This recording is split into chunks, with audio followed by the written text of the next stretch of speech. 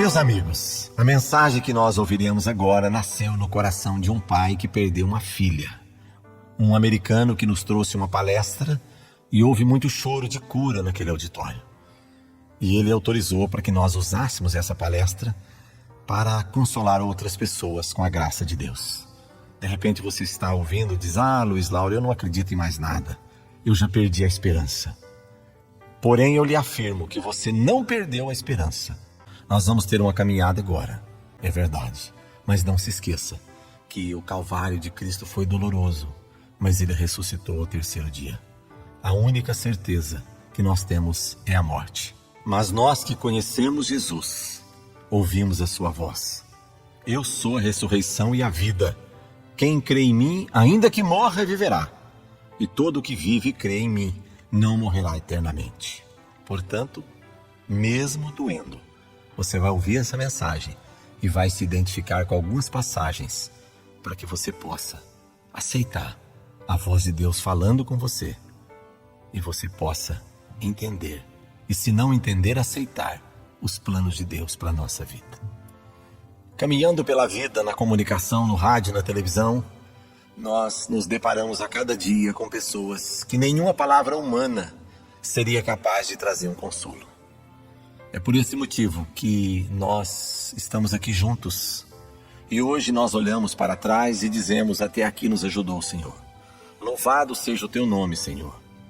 Obrigado por teres nos guardado, algumas vezes no alto da montanha ensolarada, da alegria, mas a maioria das vezes no fundo do vale. Mas a tua mão tem nos conduzido. O teu consolo não nos faltou em momento nenhum. Queremos agradecer pela tua misericórdia, pelo teu amor para conosco, porque até nos dias de baixa, de tristezas, de incertezas, inseguranças, o Senhor permanecestes fiel para conosco e supristes em Cristo Jesus cada uma das nossas necessidades.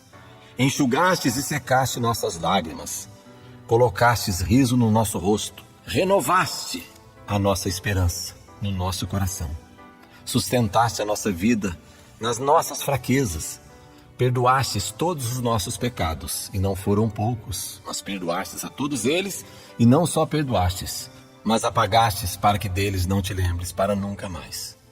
Senhor, colocastes amigos certos na hora certa, sustentastes a hora incerta, a tua palavra nos sustentou. E sempre nós queremos celebrar o teu nome e dizer, como disse um dia o teu servo Davi: o Senhor é bom, Ele é fortaleza no dia da angústia e a sua misericórdia dura para sempre. Senhor, no dia de hoje, quem está nos ouvindo, acalma o nosso coração, ajuda-nos a ouvir a tua voz que diz: aquietai-vos. Ajuda a mim e a cada uma das pessoas que ouvir essa mensagem a chegarmos aos pés de Jesus e ouvi-lo dizendo: vinde a mim todos vós que estáis cansados e sobrecarregados, que eu vos aliviarei. Jesus, tire os nossos olhos de todas as circunstâncias, por mais complicadas e tristes que elas sejam, e leva-nos à tua presença e também à tua promessa que diz: lançai sobre mim toda a vossa ansiedade, que o Senhor tem cuidado de nós.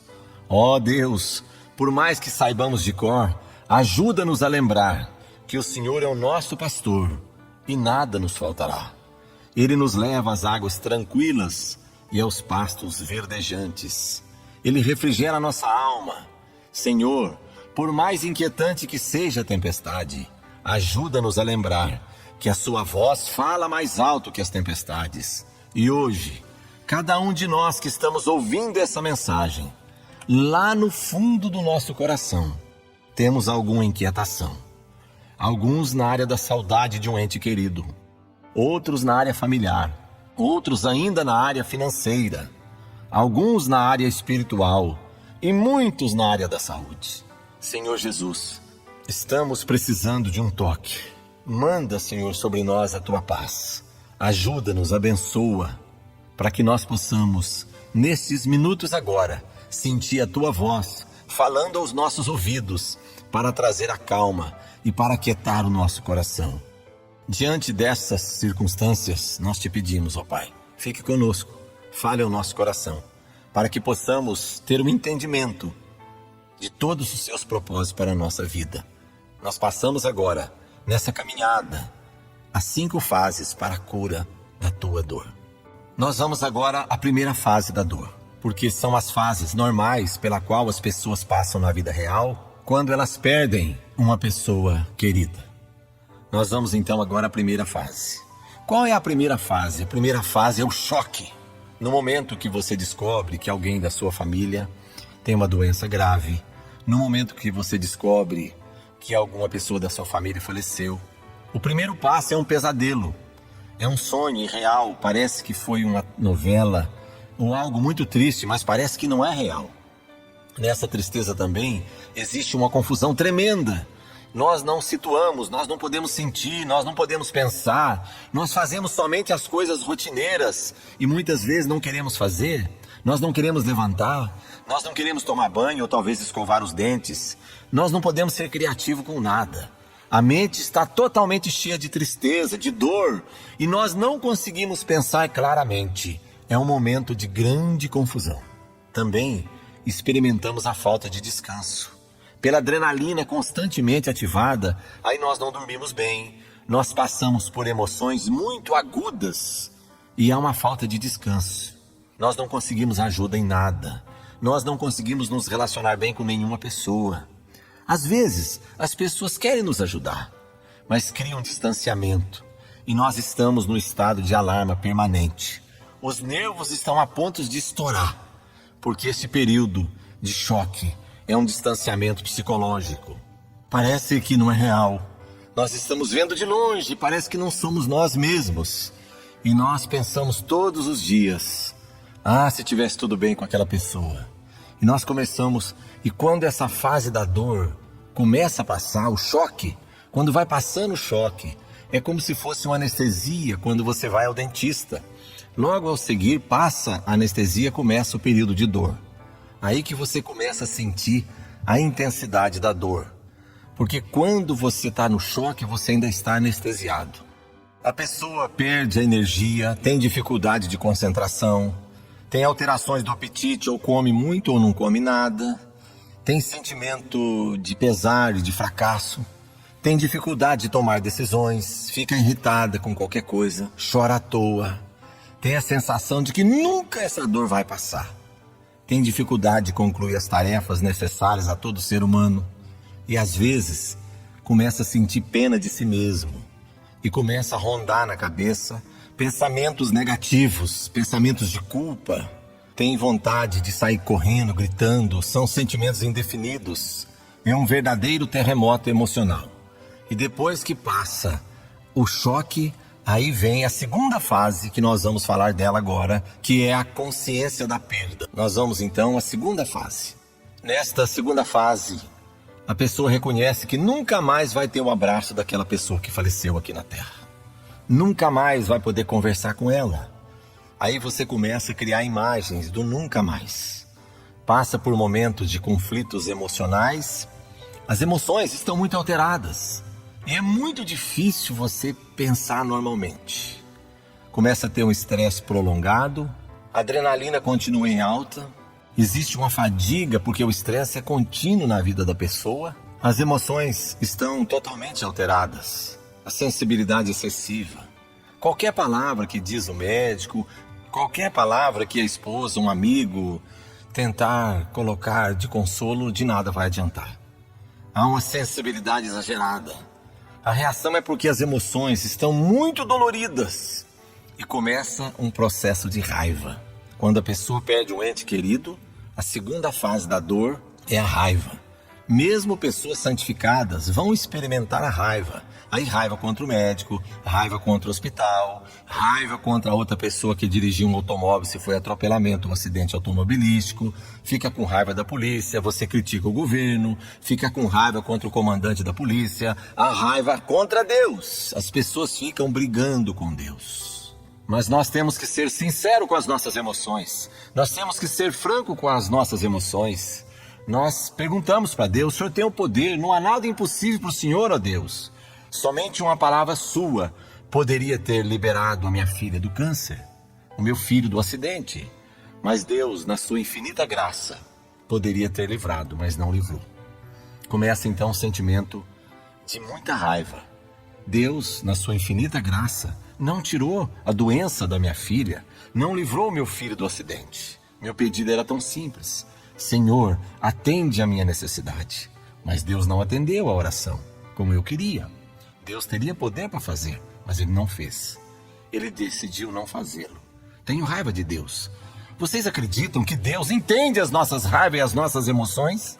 Ele entende completamente. Ele entende completamente, como um pai, quando proíbe o seu filho de fazer o que ele quer. O filho fica frustrado com o pai, com a mãe ou com alguém que proíbe de fazer alguma coisa. Ele quer dirigir o automóvel quando ele tem 12 anos. Você fala não. Ele fica com raiva do pai. Mas o pai ainda ama o seu filho. Eu amo meus filhos, mas não posso dar tudo que eles pedem. Tá bom? Eu entendo por que eu não fiz isso para o meu filho. Ele pediu, eu não fiz. Nesse caso, Deus entende. Meus amigos, não julguem as pessoas quando estão passando por alguma dor, algumas fases da dor, quando ela expressa alguma raiva, alguma revolta, alguma falta de interesse de ir para a igreja. A raiva que a pessoa está sentindo, tá bom, Deus entende. Também nós devemos entender, dizer-lhes que Deus entende as nossas emoções. A minha esposa me ama o suficiente para me perdoar no momento de raiva. Quanto mais Deus, que me ama, para entender as minhas experiências reais. Eu devo ser sincero com Deus. Por que mentir? Por que fingir que está tudo bem? Não, nós falamos para Deus o que nós sentimos. Nós sabemos que homens santificados experimentam e continuarão experimentando muitas dores. Nós não estamos ausentes da dor, porque temos Cristo no coração. Nós sabemos que muitas famílias passam por lutas. Sofrimentos iguais aos nossos se repete ao redor do mundo inteiro.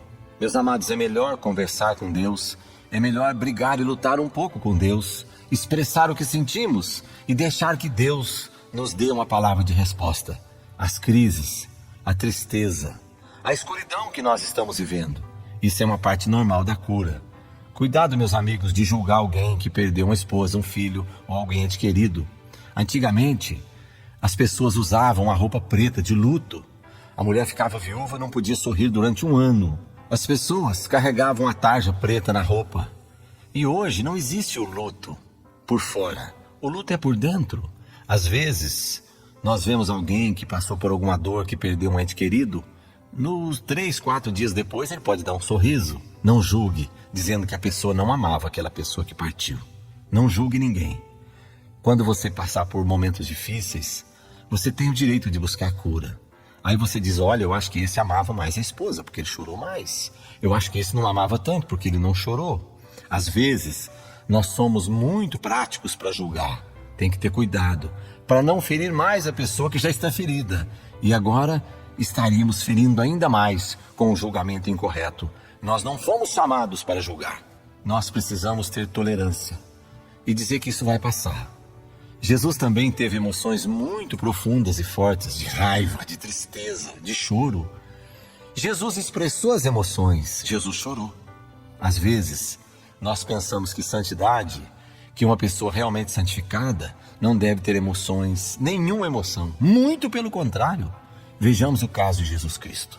Sejamos muito alertos à realidade que nós estamos fazendo para outra pessoa viver.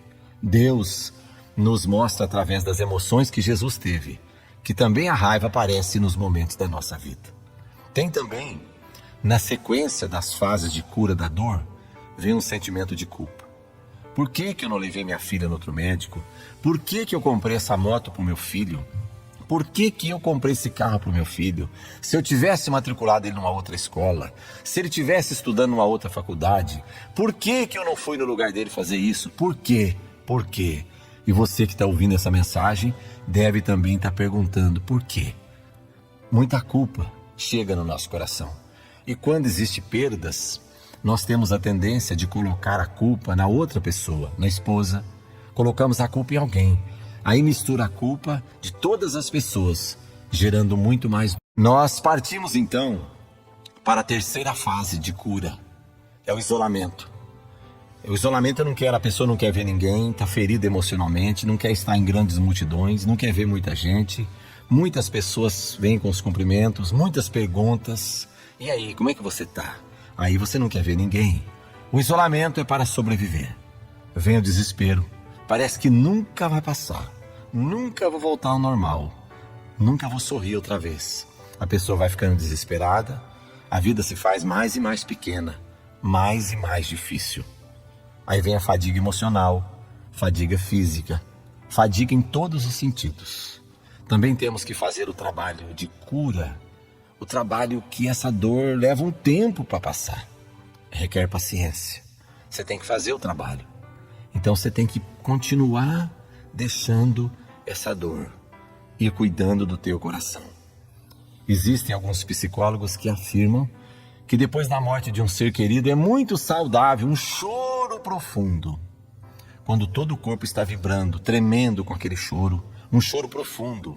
Dizem os conselheiros que passar por 2 ou 3 semanas sem chorar, é interessante a pessoa ver um filme, ler um livro, ficar sabendo de uma história triste para que possa brotar o pranto profundo da alma. Porque, meus amados, é necessário fazer o trabalho de dor, processar a dor, um pranto profundo. E quando alguém está chorando muito amargamente, não venha parar, para de chorar. Deixe a pessoa expressar toda a sua dor. É o remédio que Deus tem para a cura da alma, do espírito. Trate, meus amados, de expressar a dor com toda sinceridade. Está doendo. Eu estou sofrendo. Não esconda os seus sentimentos. Põe para fora.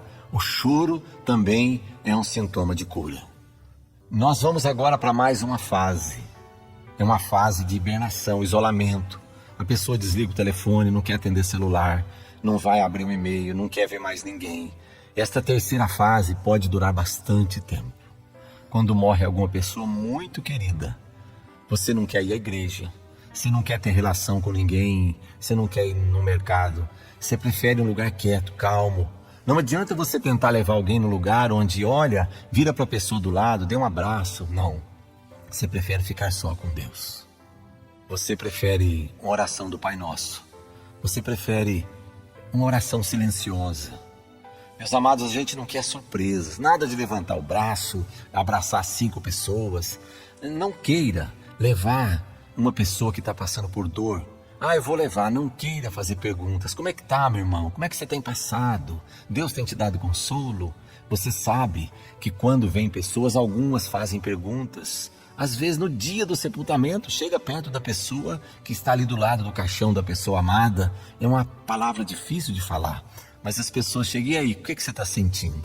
Meus amados, eu não quero que você entenda isso como uma agressão.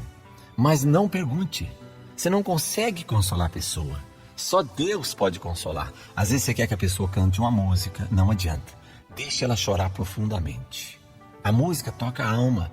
E quando a pessoa começa a cantar uma música, mesmo na igreja, você não consegue, porque as emoções estão muito fortes. Está muito sensível. Não critique as pessoas, não julgue. São coisas muito pessoais.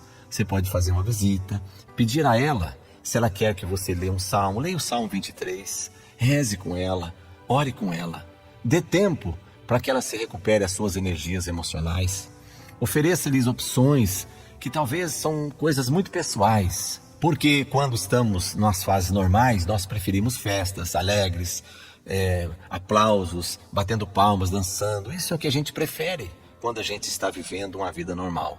Mas quando chega a dor, a tranquilidade acaba e as emoções estão alteradas. Você não consegue disciplinar a emoção de uma pessoa. Ela precisa viver as fases da dor.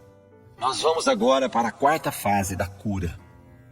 É um tempo que Deus começa a tratar com a gente. Você percebe que você não está em um túmulo, você está em um túnel. É um túnel. Você vai passar essa fase da dor. Você vai voltar a rir outra vez, a cantar outra vez. É um processo que você sente que você está retomando o controle da tua vida. Ela estava completamente fora de controle. Deus vai te dando direcionamento para você retomar o processo da tua vida.